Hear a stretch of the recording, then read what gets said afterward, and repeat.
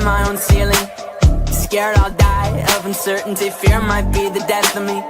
Fear leads to anxiety. Don't know what's inside of me. Don't forget about me. Don't forget about me. Even when I doubt you, I'm no good without you. No, don't.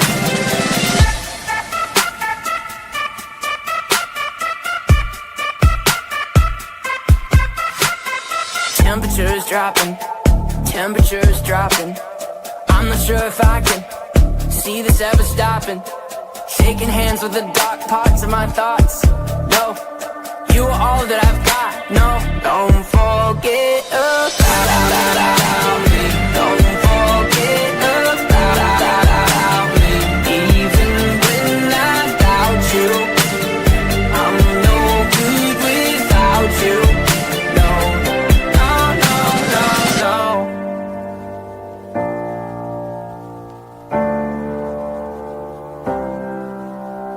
Gnawing on the bishops, claw away up their system, repeating simple phrases. Someone wholly insisted, want the markings made on my skin to mean something to me again. Hope you haven't left without me. Hope you haven't left without me. Please.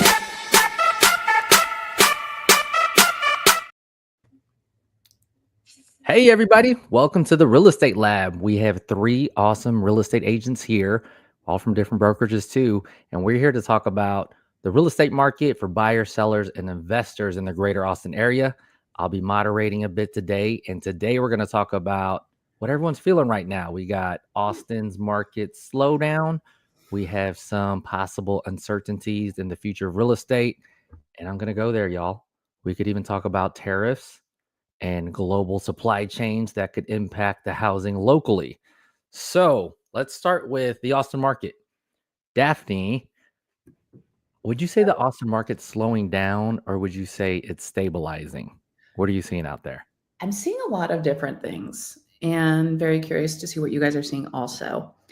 They're kind of tying into what you just said about the tariffs. I think up until like a day before the tariffs were, I don't know, announced or became a thing or went trending, whatever, we were starting to see, I think, kind of a glimmer of a normal spring market, as normal as it can be right now, given that interest rates are still kind of high.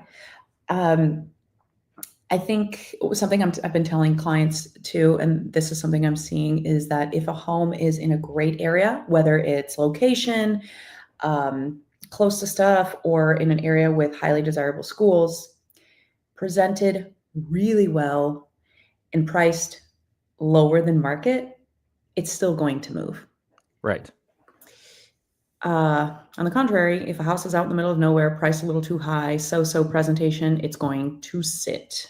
So that's what I'm seeing kind of all across different price points as well. I agree. It has to be a very great competitive listing. Otherwise, you're losing that competition as a seller. Mm-hmm. Exactly. And you will sit. Exactly. And for instance, real quick, I have a client that we went to go look at a really cool little house in Millwood this weekend. It was really nicely updated and it was priced at $515. It should have been probably priced closer to like $580. And my client was very much on the fence of whether he should make an offer or not because of the tariffs, blah, blah, blah. He didn't know what was going to happen. And I told him exactly what I just said, right? If it's presented well, priced well, good area, it's going to move. He thought about it and thought about it. They ended up getting multiple offers and he lost it because he didn't move. And then on the other side of the spectrum, I've got a couple listings that are awesome, but they are in the deep suburbs and client has to sell at a certain price. Otherwise they're upside down and they're just sitting. Yeah. Yeah. I was just talking to a client that purchased in San Antonio, asking him if he's going to invest in more real estate. And he said that sellers are still thinking it's the early 2020s and it's 2025, y'all. It is mid 2020s. Yeah. And mid-2020s we are. That's the thing. You got to price right there. And I think a little bit we're going to talk about pre-tariffs, what we're seeing, because it's changing quickly. Mm-hmm. What do you think, Ian? Man, so I've got a few listings that are having a challenge, but I think it depends on where it is. If it's in Austin proper, it's sitting for less long, sitting a shorter amount of time, right? If it's outside of Austin proper in one of the suburbs, it seems like it's more challenging. You almost have to have something that stands out, whether it's price, whether it's feature set. That's usually it. Like, there are only a handful of things that you can change. And a lot of people are, it depends on when they bought. A lot of people are handcuffed. You hear that a lot. And we're not talking interest rates. You hear people getting handcuffed about interest rates a lot. But there are a lot of people that are handcuffed by their loan. So they just got a loan in the last couple of years. And so there hasn't been time for them to build up enough equity to be able to sell at a lower price point. And that is hitting a lot of people. So they can't lower the price. So that's why prices can only drop so far. And they might want to move, but they're having a hard time selling because they can't adjust the price. And the price shouldn't be the only thing, but right now there's a lot of inventory in Austin. And that's the other thing. You hear so many people across the country talking about, oh, we're short on inventory, we're low on inventory. This is a challenge, housing's dying, this and that. Austin is not like that. Austin's very, very different than the rest of the places across the country because we had a huge spike during COVID, and now we're feeling the pressure of that today. Right. Y'all want to look at some charts? I got some days on market house pricing charts. All right, let's see. Numbers. And while you're pulling that, I'm looking at the MLS. Like right now, so in the last week, we've had almost 2,000 active listings in the last week. New. But we've also had 740 closed. Yeah. And the spring's coming too. So there's also and in the spring market. So half of them are closed. Right. So what we have here, let me zoom in a little bit, is median home prices, Austin Round Rock Metro. So red, you have Austin, yellow Travis, blue Williamson, green Hayes, purple Bastrop, orange Caldwell, which is essentially the counties of the greater Austin area. So you could see, what are we looking at here? Can we share with people? I just want to state that Austin proper is in the center. Williamson County is northern suburbs of Austin. Hayes County is southern suburbs of Austin. That's really important because when people are thinking of relocating to the Austin, Texas area, they don't know where. They might hear a city or they might hear a zip code. But the counties, like once you understand where those are, so the question becomes, are people moving north of the city, or south of the city, or in the city? I wanted to share that. I think that's because these are counties and then Austin as a city. So Austin median, February 2025, 564,000, Travis 515, Williamson 415, and then it starts to go from like 359 to around 277. So we see the median. So you see your Williamson and Hayes, the blue and the green? Yeah. So you still have a higher price point north of the city. That's kind of what I'm getting at. I think that's important for people to see. Mm-hmm. When they're looking I at would these. say there's some leveling off, right, since January of 2022. Mm-hmm. And moving on, average days on market for Austin Round Rock Metro is 82 days. Yeah. But again, Austin and Round Rock, well, just the full metro. This is not just the city. This is not just the counties. Right. 82 days, which isn't terrible. I mean, that feels a little bit normal. Yeah. It's not too normal fast. For the rest of the country. We've always been less than that. Not always, but for the last 7 years. Yeah. We haven't had to have houses on the market for that long. Unless there was something wrong with the house or the price was too high. And then we got median days on market with dark blue being 200, light yellow being shorter at 20 days. We talk about this a lot about corridor roads. And so this is a great example. And homes are selling faster along the I-35 corridor. And then also on Ronald Reagan heading up to Leander. But outside of that, if there's no excuse to go far west, like Marble Falls, for example, that's why those houses are sitting. because those are now your vacation style homes. Like people aren't going out there to work. Yeah, especially east and west. I feel like it could go north Right. and south a little bit smoother. Right. More development. Unless you get along 290. We should have a little bit along 290 because that takes you to Houston. Right there. Yeah. So you have a couple moving a little quicker. Good activity there. Active listings per month. So there's that big jump. Yeah, last summer. But they always jump in between the January. So there's a summer, and it's just a matter of where it goes back down. So we see, after 2022, there's still a good amount sitting, and we're going to see how 2025 is. What when does that end in 20? Like, what is that chart ending? Is it January, February? End of February? Yeah. Okay. So, and you see it spiking back up. So this Right. is the spring market that we're supposed to be anticipating. Daphne, how do you feel about spring? I don't know. I don't know. And I feel like I've been saying I don't know in the last 5 years more than ever in my life. I don't think anyone knows. Yeah, seriously, no one knows. So interest rates popped down a tiny bit earlier this week, or was it last week? No, I mean, not a tremendous amount, but I feel like every time that happens, home buyers get a little bit excited and they kind of peep out. And I think just the fact that they are peeping out, that gets them more motivated to start looking. So it'll be interesting to see what happens. But then, you've got the talk of tariffs also counterbalancing that. So it's, I don't know. I stand by what I said. I don't know. Yeah. I felt like people were getting used to the interest rates this year. And you could see there's some leveling off, like the inventory. It went up a little bit. I'm looking at the dips for I call it like a fall winter dip, right? Like prior to January. Mm-hmm. And it is higher.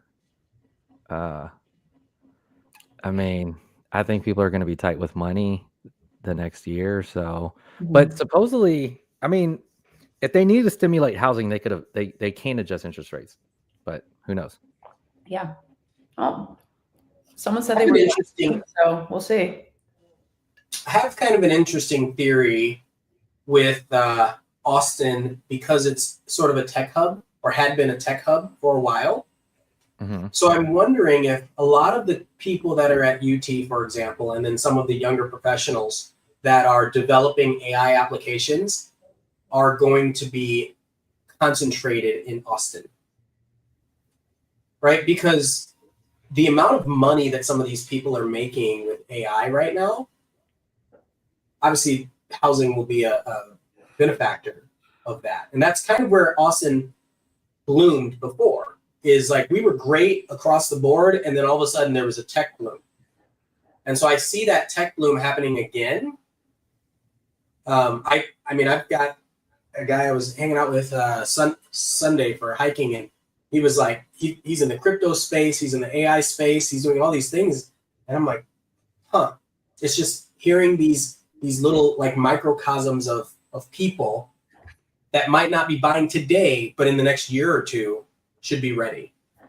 Yeah, I do feel confident in that flash of that whole the tech boom.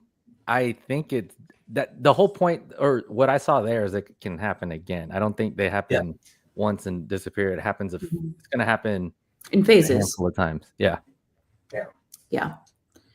And so do you see, so we see within the year, we see the spike. Do you think, just looking over at this year, because this is over the last, 5 years, right? 2019. Mm-hmm. So we see, it's so interesting that we see the largest spike of active listings between the last year. Do you think our spike in 2025 is going to raise higher? That's really the question.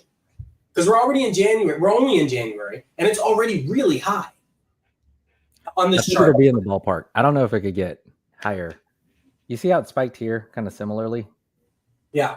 I think it'll be like that. I don't know if it could go up anymore, because there's still, in the 2020, like the early 2020s, remember the housing shortage? That was a term. And we didn't build more because like no one's trying to build right now. Oh, Well, definitely. we no just one's couldn't trying keep to up build with right it. We Yeah. couldn't keep up with it now, and we have more people coming in that couldn't keep up with the housing couldn't keep up with the demand. That's the only reason that there's a valley there. Yeah. If we would have had more houses, we would have sold more houses. There's still and that's also when the prices went up. So Yeah. you know, I think there's still a housing shortage, and I think it's going to get worse. Now, transactionally, it's going to pop at some point, but I do think it's going to be calm for a little bit. So, like I said, in the last week, we've had about 1,700 new listings in the last week, and so we knew that was going to spike because of spring break. Usually people get back, they start cleaning their houses, getting ready. They know school's going to be out soon. So they're like, oh, we got to hurry up and get our house on the market so we can move. I think now a lot of sellers are accepting reverse sticker shock too. Mm-hmm. Just the fact that they are not going to be getting, I think for the last couple of years, sellers have understood maybe they're not going to be getting multiple offers. Now I think sellers are starting to understand we're probably not going to be getting multiple offers and probably sitting on the market for a while and discounting the price pretty significantly. So the sellers that have come to terms with that, I believe are now okay with that. The ones that maybe have enough equity to sell and understand that it is going to take longer and they're going to walk away with less earnings.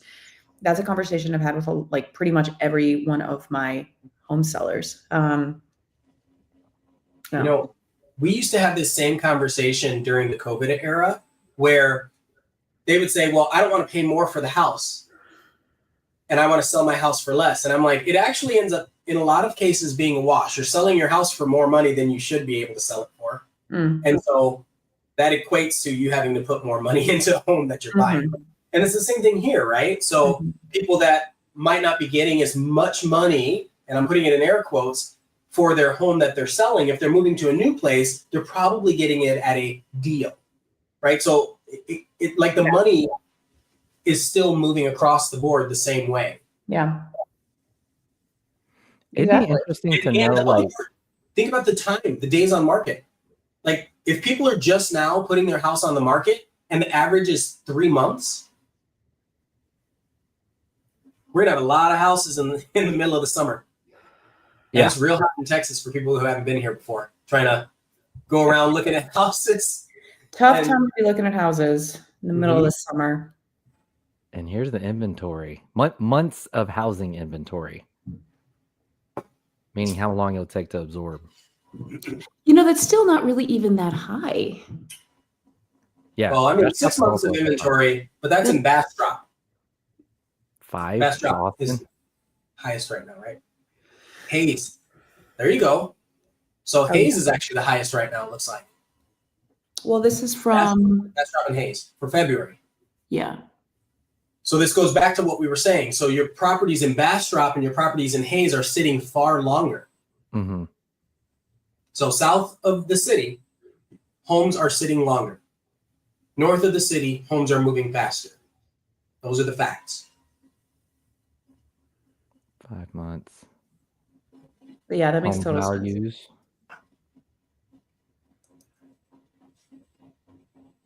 Of course, the west side is very blue, meaning a higher price. Yeah. Decently blue in Austin, kind of greenish Yeah, your and west yellow. Town. There's higher prices out in Bee Caves and Dripping too. Right, all that west side stuff, and that's the charts.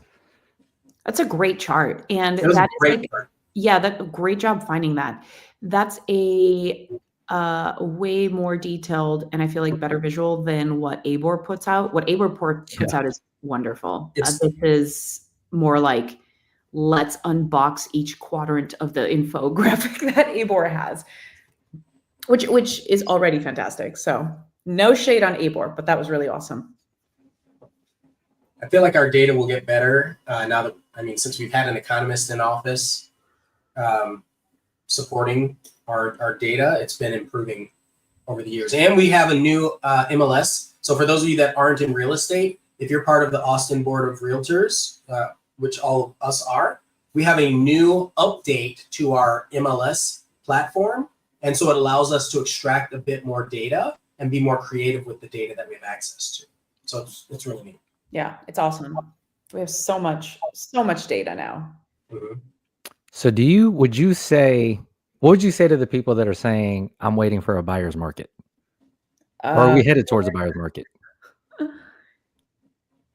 Daphne, what would you say? I mean, we're in it. And I mean, luckily, I really don't have that conversation very much with the folks that I work with. A lot of the clients that I work with are like, they're here because they need to buy something. They're here for work. So it's like they have a family. So it's not like, we're going to wait. But on the rare occasion that I do, we're definitely in a buyer's market, even though we do have somewhat balanced conditions. And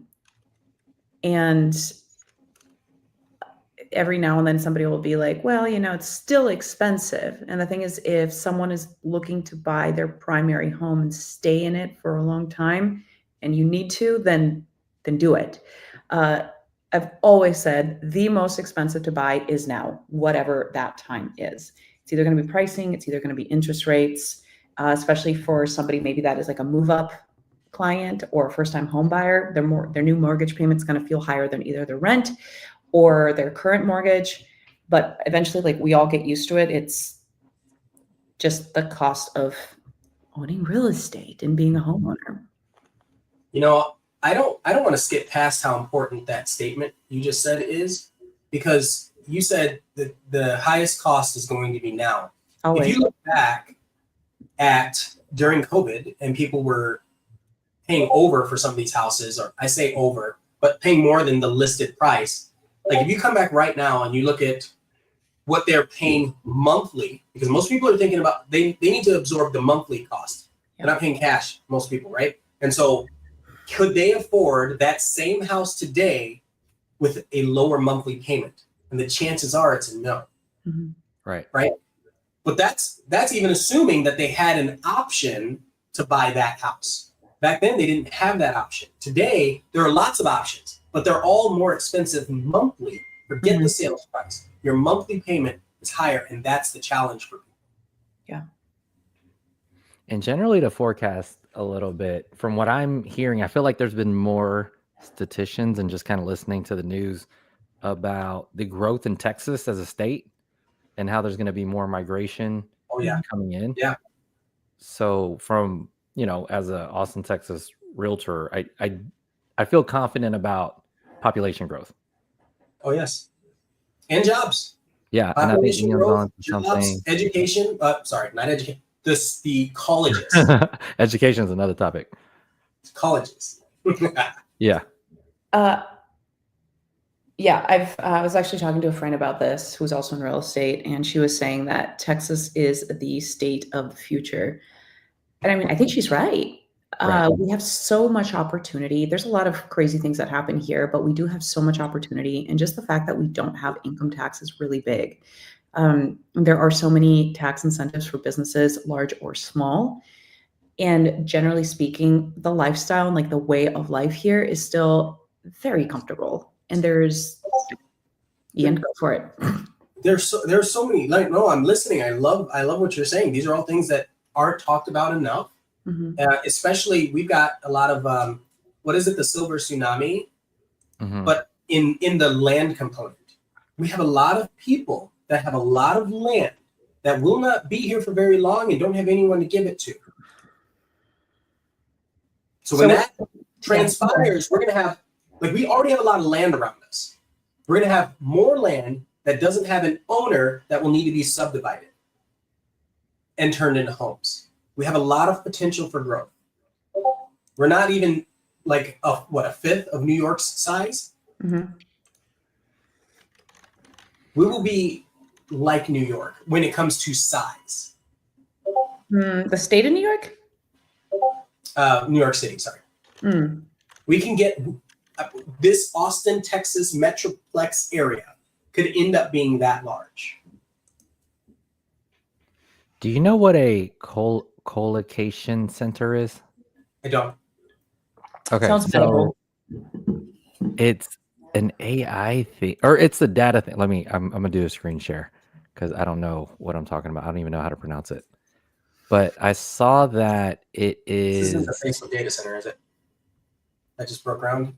here. I'll just read it because I'm gonna learn with all of us together. Data center development is soaring in San Antonio, Austin. San Antonio, Austin? San Antonio's now in Austin? That is funny. That's just baiting. That's so funny. I know that is. It's a But they have one in Waco too, right? Waco, Austin. They have one in Waco, Austin as well. that they're Oh, building. So we're being surrounded by these data centers. Texas, this is all to your point, Daphne. The cost of doing business and adding these buildings because of the low cost and spread of the land right now is really solid in this area, right? You don't have land in New York City, Chicago, Florida, Miami, Florida. Like you don't have land like you have here. that is correct. If you guys, I mean, it's like, so yesterday I had to go to a walkthrough for my partner. I've got a work partner and she had some clients that are buying a new home and like on the edge of Elgin and Manor. And I have not been out there in such a long time. And holy guac. Yes. There's so much land. Yes. So much land. Yeah. And still going. Still going. I was in San Antonio last week teaching a class to a bunch of realtors. And so like I drive up and down. Sometimes I'll take 35. Sometimes I'll take 130. Yeah. And this time I took 130. And it's just the amount of subdivisions, apartment complexes, businesses that are all going along that, which we knew because it's one of the fastest highways in the United States. We knew that there was going to be growth there because there was nothing but land. Even Circuit of the Americas. So if you're into racing or if you're not into racing, it was the only F1 track in the United States for a while. MotoGP was last weekend, but forget about just the track itself. Now for a while they've had go-karts around it. They have roller coasters that they're building now. There's all sorts of like industry popping up around there and a lot of other projects that have been stagnating for the last few years that are starting to take place around that area, which is Can I just say something real quick? Can I present real quick? Yeah. Okay. Hold on. So, speaking of Coda. Okay. I was like, is this Coda? Have you all seen this? Yeah. Condos? Freaking awesome. These are dope. So Dope. one of my friends is building one right now. Okay. Do you want to explain how these are like condos? Yes. So basically, for anybody that doesn't know, the Circuit of the America tracks, that's where we do F1. And then there's a bunch of like other festivals, concerts, all sorts of events. They have this huge holiday setup. It's awesome. So basically they are building, they're called car like garage condos. And as you could see here, they're as small as 1,500 square feet up to 6,000 square feet. And I actually went there with my partner the other day, and we took some video for our Instagram, or I'm sorry, for YouTube. Where are the photos? My goodness. Ugh.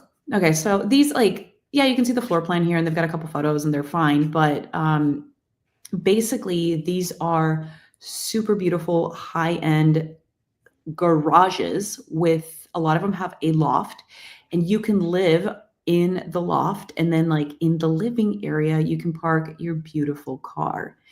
And these are not cheap. The least expensive one is like $750,000, but that's a small garage condo. And then they can go up to like, I think the most expensive one on the market right now is around 4,000 square feet or 3,000 square feet, and that's listed at 1.750. So this is attracting an all new sort of demographic to this area. And my hope Super is international. I'm sure. What's that? Super international audiences. I hope right? so. Like Yeah. everyone loves cars. Yeah, because of F1. Yeah. Fast cars. Look at that. Yeah. And so my hope is that we were talking about development and how there's like so much. Oh, here we go. Here's some photos, some renderings with the Texas flag over here. My hope is that so connecting back to like there being so much land.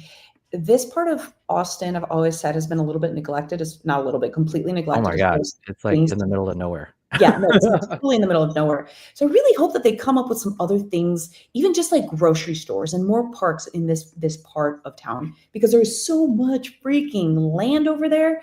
And obviously that's where like the southeast part of town is where Tesla is located as well. So I think this is a tremendous opportunity to just explode that part of town. All right, let's put this together. We have land. Yeah. We have construction costs. Yeah. We have construction material. Yeah. We have tariffs. Yeah. Well, yeah. We are, just to throw a cog in there, we're 3D printing a few more homes, but not as many. We're 3D printing a few more homes too.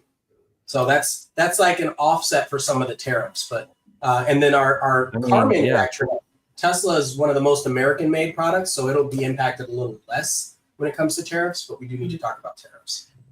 Tesla and tariffs, and Tesla building to be a better incentive than imported goods. Interesting.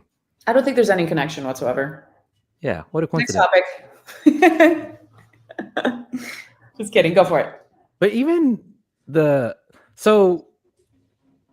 I'm not sure exactly what the tariff and what exactly gets imported. Like I talked about data centers. Like, is that China stuff in there?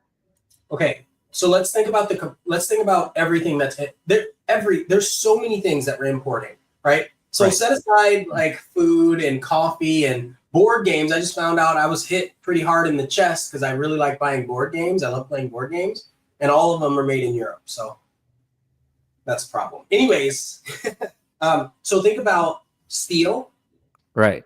That we need for major construction. Think about lumber and steel from Mexico and Asia. Just to point out, steel's from Mexico and Asia. Well, yes, and so even our, let's say some of these products, let's say vehicles that are made with all steel, that's a challenge, right? Nails. I remember it was the uneducated economist. He was talking about even the nails that we're getting to build our homes are imported. We had a lot of nails directly from China. Yeah. So we got lumber, steel, drywall, appliances. Lumber also is coming from Canada. We got and then it comes to stuff like silicone. So the processors, the chips that we're making. Silicon labs. Silicon. I mean, not the other stuff. Yeah. Silicon. I think they're related.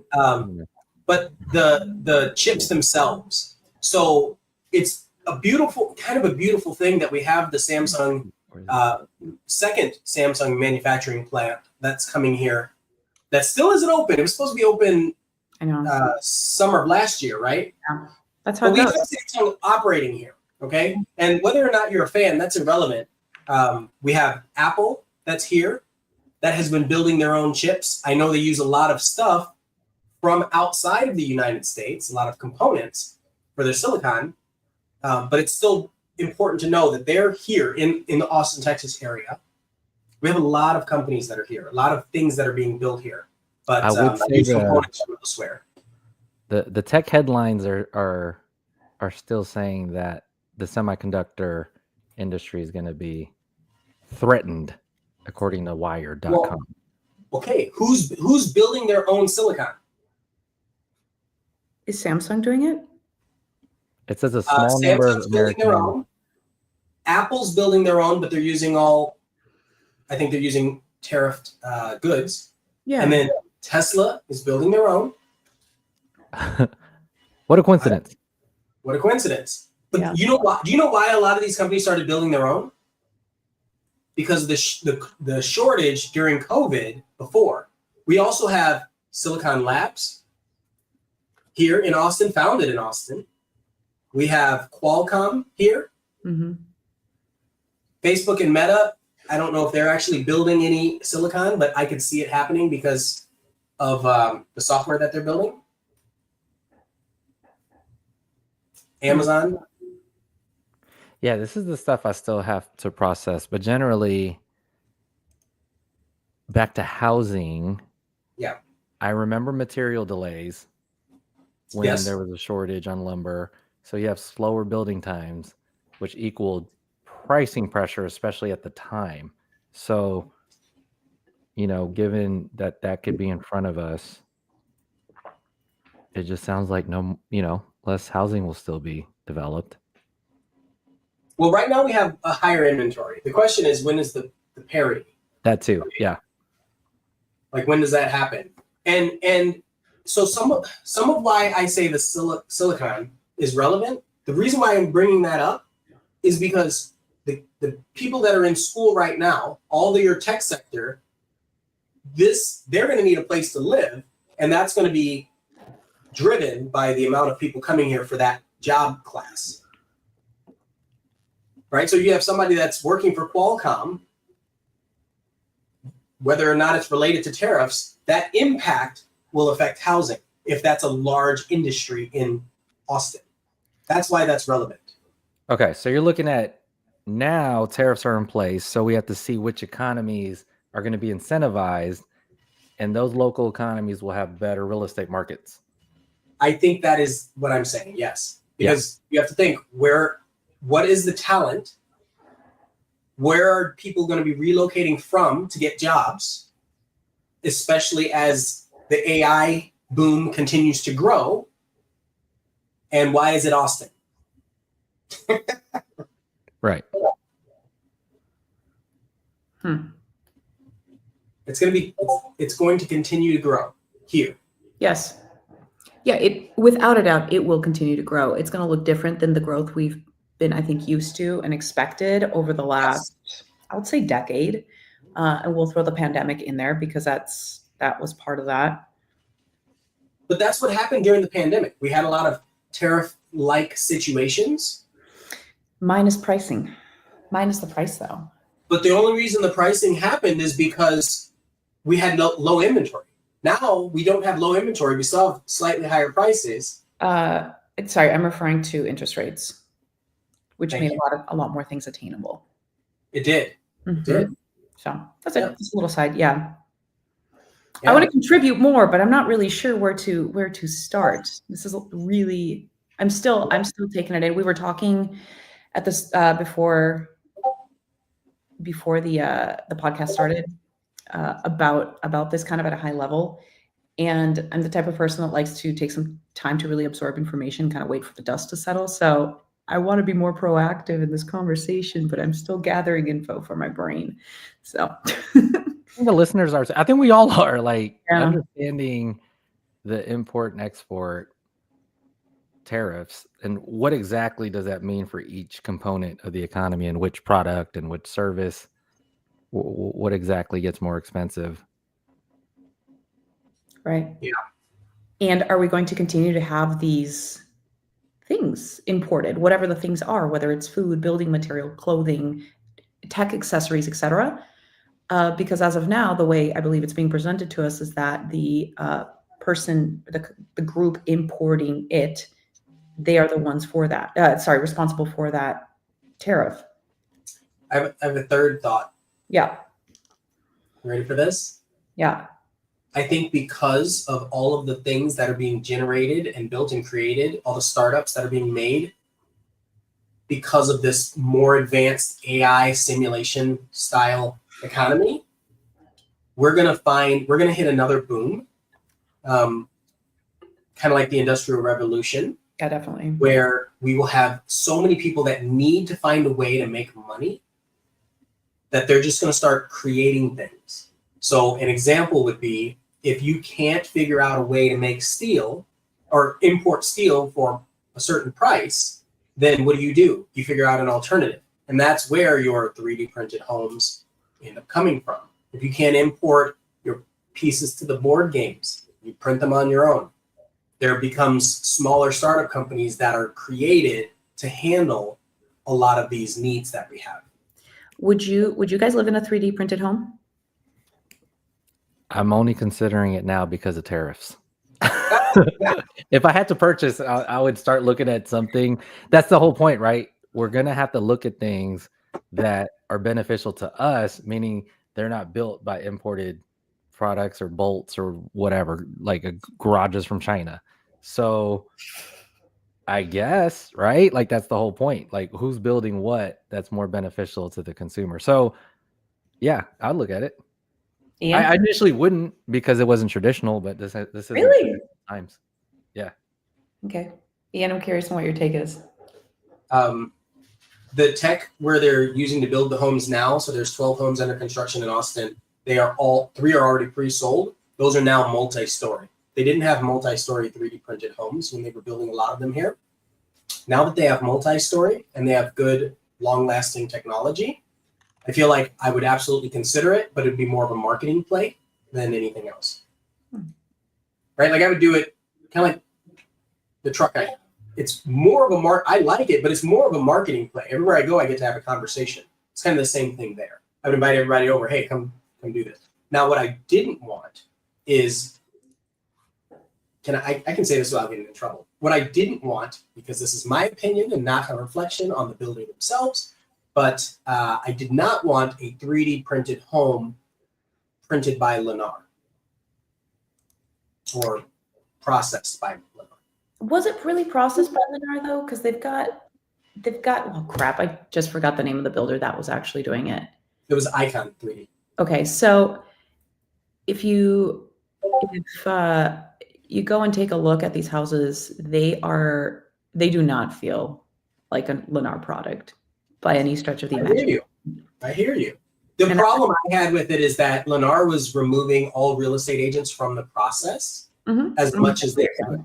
I can get behind that for sure. And it's more principle. Yeah, no, I get that. And just for the viewer, really, or any listeners that we have, it was like Lennar's like the Kia. And I'll say that proudly. I don't care. No, Kia's awesome. Kias are great. Kias are great. We have a Kia. Tell you right. I think it's let's say it was a Kia from 2004 versus 2004 Kia. There we go. Versus Rivian. Maybe that's not a good example. Just think like a Lexus, sure, or Mercedes, because people equate that with whatever that means. They equate that with like a higher end. So yeah, I mean, it was night and day. And had you just spun me in a circle, blindfolded me, and then like taken off the blindfold, I would have been like, I don't know who built this. This is really cool. Yeah. So that's it. That's all I have to say about that. But I think it's a really novel concept. You still have to have land, right? You still have to have, there's still a high cost associated with it. There's the longevity concern that I have because it's made of an what do you call it? A man-made version of concrete. Like this, it's called lavacrete. And so you just think about that, and then you look at our foundations. Everybody in Texas eventually has a foundation issue, and yet you're making it all the walls and everything based on this same idea. I mean, I think it's a stretch though to say everybody in Texas, because there's certain areas that really don't have a lot of soil movement. Sure, quarries, which is where they built this one. That's why they had to build it there. Gotcha. Because they built it over a quarry. So they're going to probably have limited building options. No. Well, maybe if they change their technology and they build it like the houses in Whisper Valley, those had a malleable foundation. So it's spongy. So the foundation didn't crack the same way. So as long as they do their research wherever they're building and they figure out like how it can, how it fits along with the soil samples of the land, then I guess I'm fine with it. I'd still like to see a few more. So generally, how much should our clients care about these international tariffs? Yeah. Okay. Well, No, this Daphne, what do you think? I mean, for me personally, it goes back to kind of what I said earlier. Now is going to be the most expensive time to buy. And it really depends on the profile of the buyer. If it's somebody that is, whether they're in Austin already, or maybe they're moving to Austin and they have a family and they need a home. They need this to be their home. They need this to be their long-term home. Buy a home. Like Ian said, I think we are going to have another boom. Who knows when? but it's probably within the next decade. And if you're somebody that's planning on being in this house for at least 10 to 15 years, you're going to be fine. Markets fluctuate all the time. I mean, look at the stock market. Look what it did during the pandemic. Look what it's doing now. Look what it did when our president went into office. It's same thing with housing. It's a little bit different, but fluctuations are fluctuations. They're always going to be there. And if you're needing to buy something to be your home, you're going to be in a good place in 10, 15 years. Thank you for coming to my TED Talk. Yeah. I think, and it all depends on the particular product, the area, like, for example, I had some buyers looking at like a David Weekley in Round Rock East in the 400s, from the 400s and up. And I think David Weekley's a good product, right? Yeah. And I see inventory homes, and in my head, I'm like, if you grab this, that's great. Everything else that's going to be built could possibly be more, right? And there's still a push for population growth in that neighborhood. So what you have now, based on material itself, is going to be more expensive if you purchase now than later. So in instances like that, I feel like just generally we're going to have to move forward, and there's so many people waiting to do a transaction like this. People not pulling the trigger to purchase has been pent up for some time. Yeah. Could it be pent up longer? Maybe not. What do you think, Ian? I really like what Daphne said about if you need a place, then it's a good time because you have a lot of options. Right. As long as there's some criteria that I want to craft around that. As long as you know that you have enough transferable skills that you're not worried about employment. Mm-hmm. And just like Daphne said, if you know that you're going to be able to sustain living in this place or owning this place, like, so you're not living paycheck to paycheck in case there's a month or two where you might have to make some adjustments for the next 3+ years. Unless you're putting a lot of money down, that's a whole other conversation. But the majority of people statistically will want to ensure that they're not worried about having to sell in the next couple of years. Absolutely. Like I always say, people move because of love or money. There are things you can't predict when it comes to life, family, jobs, but that's all a factor that's outside of your locus of control in most cases. Here's a final topic. From an investor standpoint, what opportunities do you think might be floating around out there? Oh, yeah. Daphne. Did you say me? What investor opportunities? I don't work with investors very much. There's so many different types of investors because there are plenty of, I don't want to say distressed properties right now, but there are a lot of distressed sellers that are just needing to sell, and some of them are upside down and they just have to get rid of the house.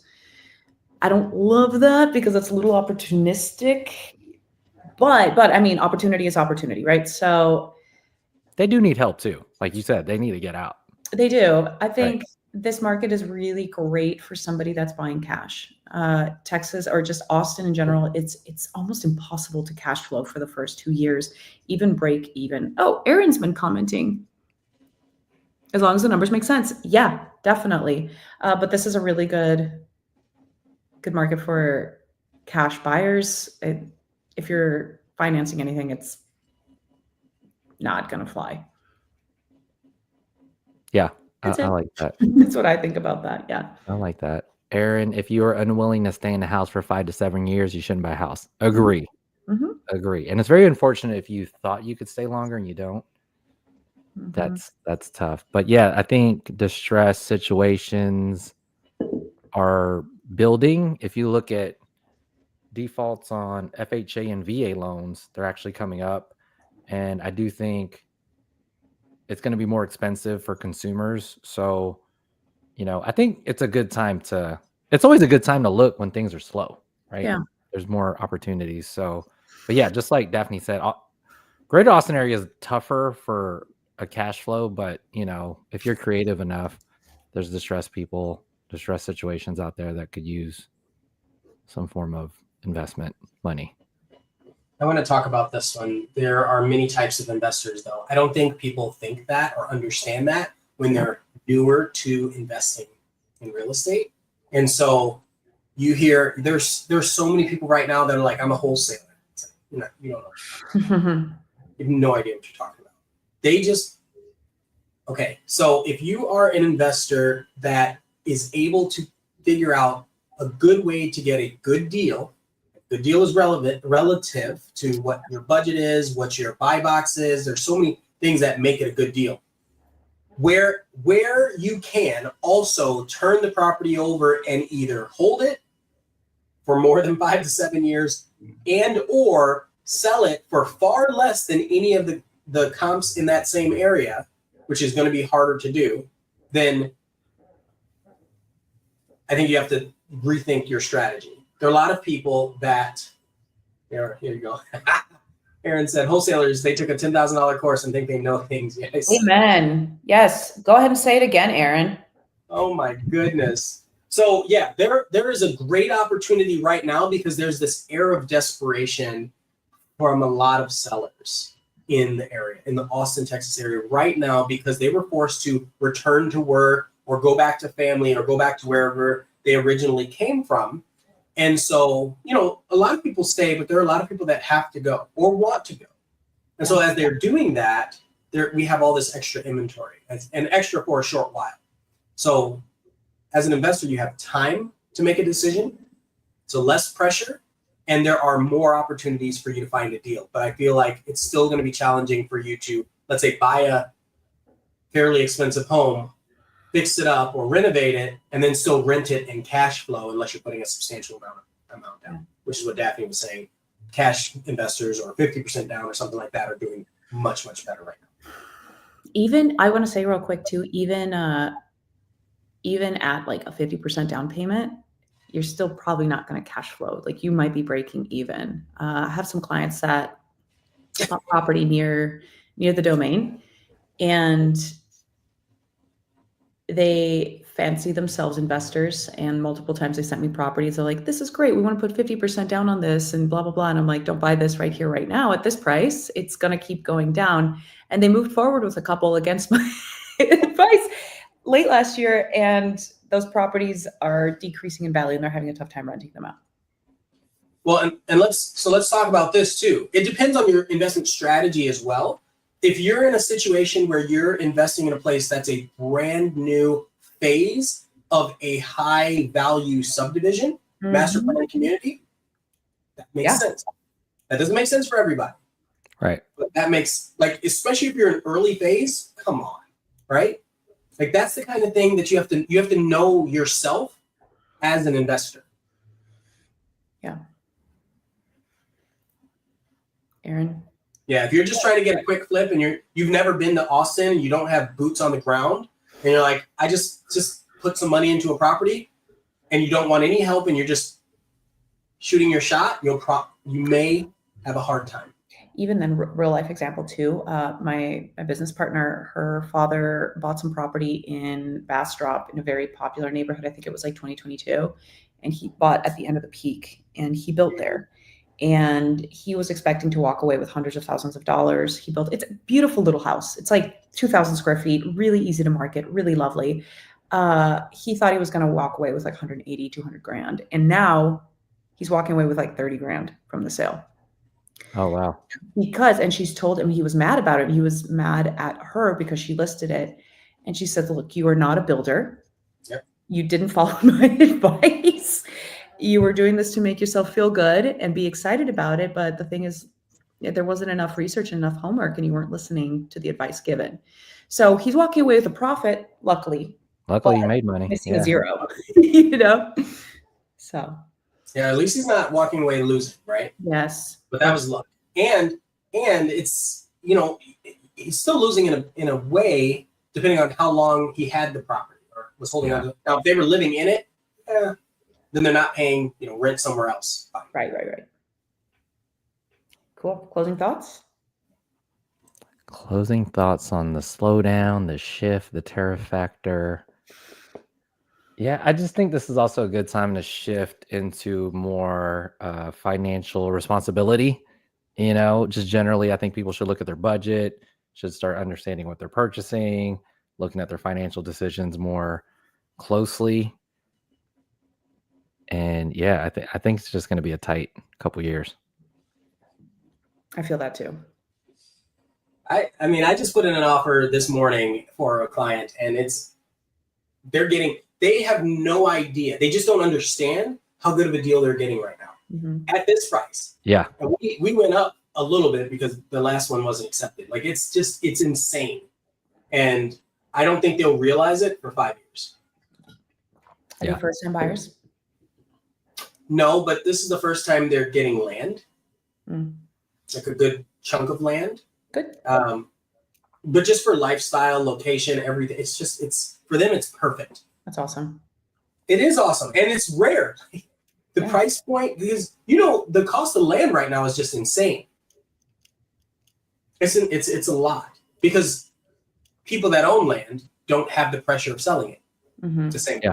Especially if they have an ag exemption on it. Aaron's closing thoughts are don't day trade houses. Yet people still talk about housing like it's day trading. Well, that's flippers. Flippers and wholesalers are day trading houses. That's exactly what he means. Yeah. It's tough to flip right now because you don't know what's going to happen in a few months, several months on that build or flip, I think. Right. Yeah.